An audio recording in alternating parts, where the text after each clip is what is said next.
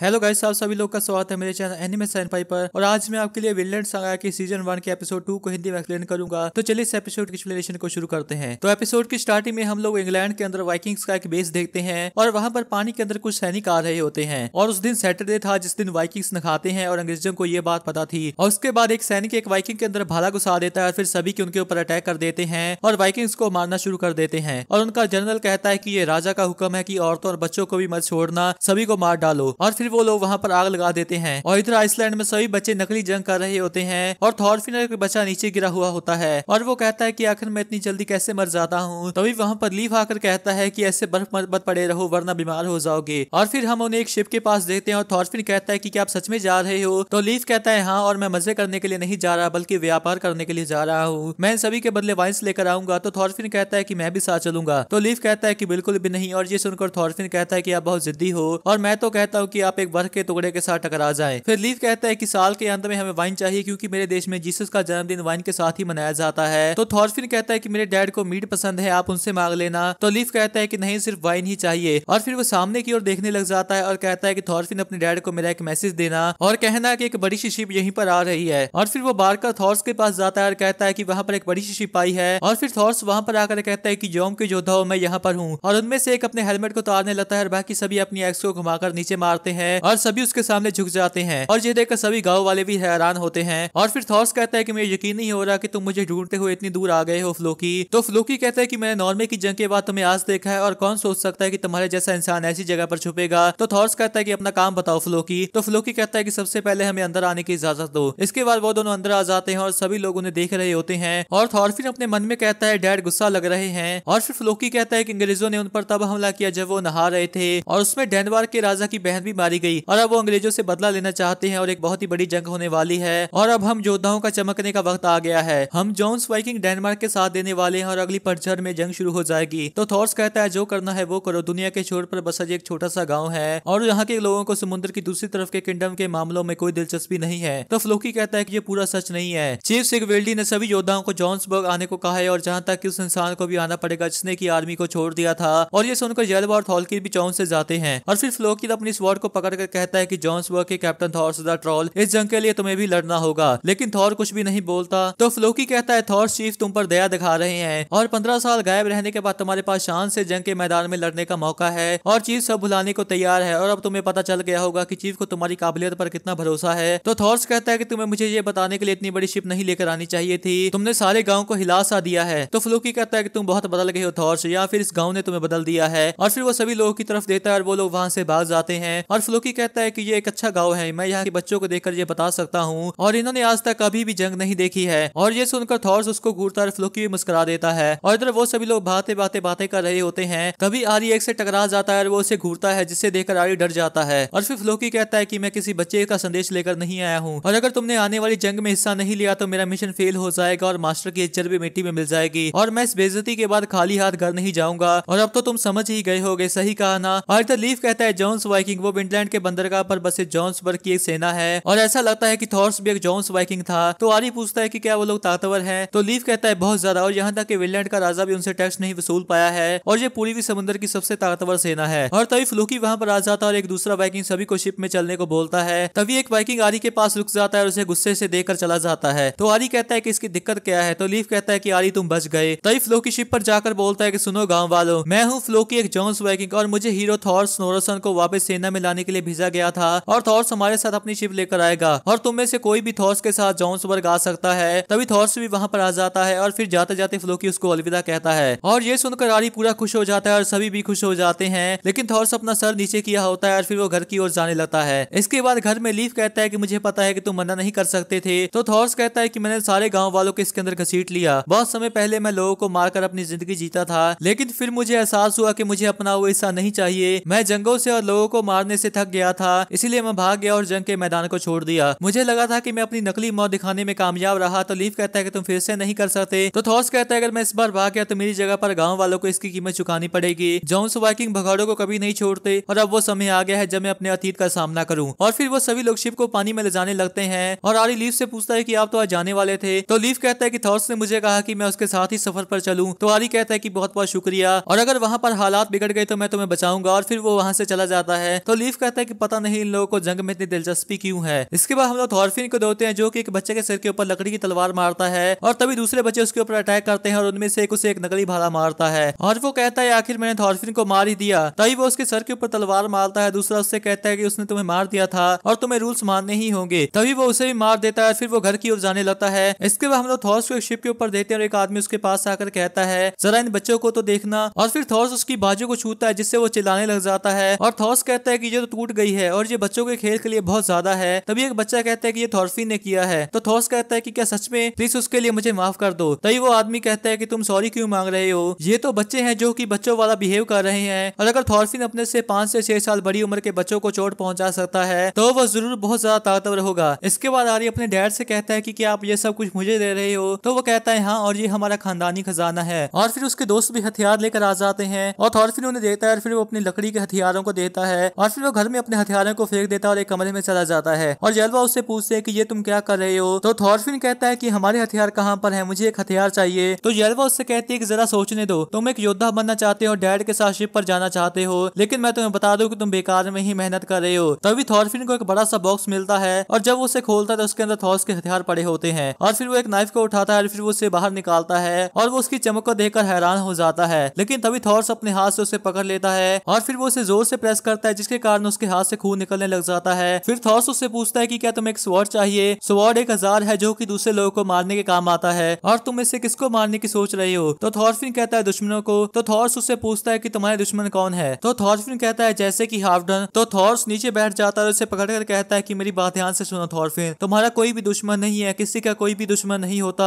और तुम्हें किसी को भी चोट पहुंचाने की कोई जरूरत नहीं है। तो थॉरफिन कहता है कि इस बात का कोई भी मतलब नहीं है, आप कल जंग के लिए जा रहे हो और आप वहां पर दुश्मनों को ही मारोगे और अब मैं कोई बच्चा नहीं हूँ इसलिए मैं ये आराम से बता सकता हूँ कि आप झूठ बोल रहे हो। और फिर वो वहां से भाग जाता है और घर के बाहर आकर थॉर्स उसे आवाज मारता है लेकिन वो नहीं रुकता। तभी हेल्का उसके हाथ से नाइफ छुड़ा देती है और उसके हाथ पर पट्टी बांधने लग जाती है और फिर थॉर्स कहता है कि मेरे जाने के बाद इसका ध्यान रखना। और उसके अगले दिन वो और लीफ तट पर खड़े होते हैं और लीफ कहता है कि आज समुद्र शांत है और इसीलिए सफर करने के लिए आज सबसे बढ़िया दिन है। तो थॉर्स कहता है कि बिल्कुल सही कहा। और इसके बाद हम लोग एक आइलैंड का सीन देखते हैं जहाँ पर एक प्रीस्ट बंधा हुआ होता है और एक इंसान कहता है कि अगर मैंने उसके सर पर मारा तो शराब का सारा बैरल मेरा होगा। और फिर वो उसकी ओर एक्स फेंकता है लेकिन वो उससे बच जाता है और फिर दूसरा आगे आ जाता है। और इधर हम लोग जोन्स वाइकिंग्स को देखते हैं और एक घर के अंदर फ्लोकी बैठा होता है और वो कहता है एस्केलार तुम्हारे आदमी में बिल्कुल भी तमीज नहीं है। तो एस्केलार कहता है कि ये लोग बस क्रिश्चियंस को पसंद नहीं करते और चलो अब काम की बातें करते हैं और मेरे आदमी यहाँ पर रहकर बोर हो चुके हैं। तो वो बैठकर बोलता है कि कोई बदलाव नहीं हुए हैं, मैं तुम्हें उसकी लाश के बदले में 5 पाउंड यानी कि 2.5 किलोग्राम के करीब सोना दूंगा और उसकी शिप और सारा सामान तुम्हारा होगा और तुम्हें बस थॉर्स को मारना है। और इसी के साथ एपिसोड एंड हो जाता है। तो गाइस मैं होप करता हूँ कि आपको ये एक्सप्लेनेशन अच्छी लगी होगी। अगर आपको एक्सप्लेनेशन अच्छी लगी तो इस वीडियो को एक लाइक कर दे और नीचे कमेंट भी जरूर कर दें। नेक्स्ट एपिसोड की वीडियो कल आ जाएगी, अगर आप उसे मिस नहीं करना चाहते तो इस चैनल को जरूर सब्सक्राइब कर लें। तो मिलते हैं एक और एक्सप्लेनेशन वीडियो के साथ, तब तक के लिए टाटा बाय बाय।